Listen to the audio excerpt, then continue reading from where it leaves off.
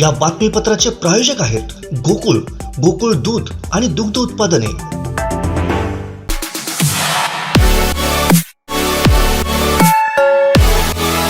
नमस्कार, हे आहे कोकणचा नंबर 1 महा चॅनल कोकण 7 लाईव्ह आणि आपण पाहत आहात सकाळच्या टॉप न्यूज।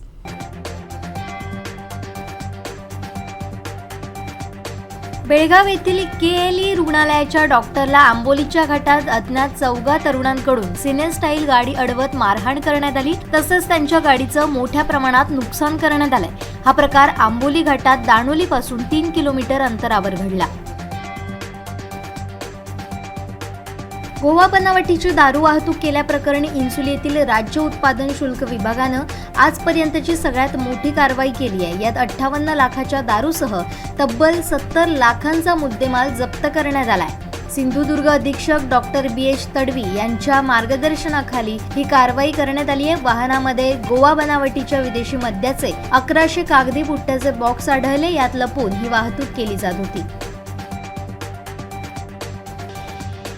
कथित IL आणि FS घोटाळ्याच्या चौकशीसाठी सक्तवसुली संचालनालयानं म्हणजेच ईडीनं राष्ट्रवादी काँग्रेसचे प्रदेशाध्यक्ष आणि आमदार जयंत पाटील यांना दुसऱ्यांदा समन्स बजावलेत। त्यांना 22 मेला ईडी समोर हजर राहण्यास सांगितलंय। याआधी जयंत पाटील यांना ईडीनं शुक्रवारी 12 मेला चौकशीसाठी हजर राहण्याचे आदेश दिले होते।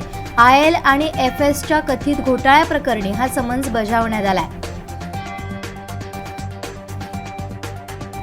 पहाटेचा शपथविधी हा ठाकरे गटाला दणका होता। ठाकरे गटाला धडा शिकवण्यासाठी हा शपथविधी होता, असं भाजपा नेते सुधीर मुनगंटीवार म्हणाले। त्याबाबत विचारलं असता तुमच्याकडून चूक झाली ती झाली, उगाच कुणाला धडे शिकवू नका।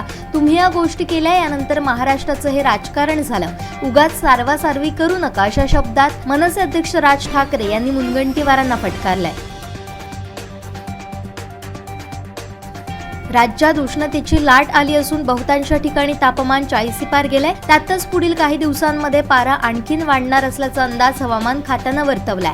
राज्यातील तापमानाचा पारा सोमवारी 2 ते 3 अंश सेल्सिअसनं वाढलाय।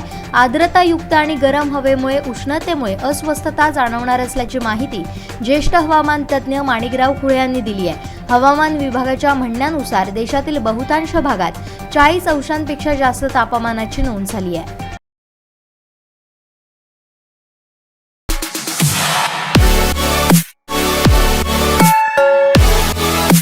आणखीन काही महत्त्वाच्या बातम्यांसह भेटूया यानंतरच्या बातमीपत्रात। पाहत रहा कोकण 7 लाईव्ह, नव्या कोकणचा ग्लोबल ब्रँड। या बातमीपत्राचे प्रायोजक होते गोकुळ, गोकुळ दूध आणि दुग्ध उत्पादने। आमचे दिवसभरातले सर्व अपडेट्स, ताज्या घडामोडी आणि थेट लाईव्ह पाहण्यासाठी सबस्क्राइब करा, लाईक करा कोकणचं नंबर 1 महा चॅनल कोकण 7 लाईव्हचं YouTube चॅनल।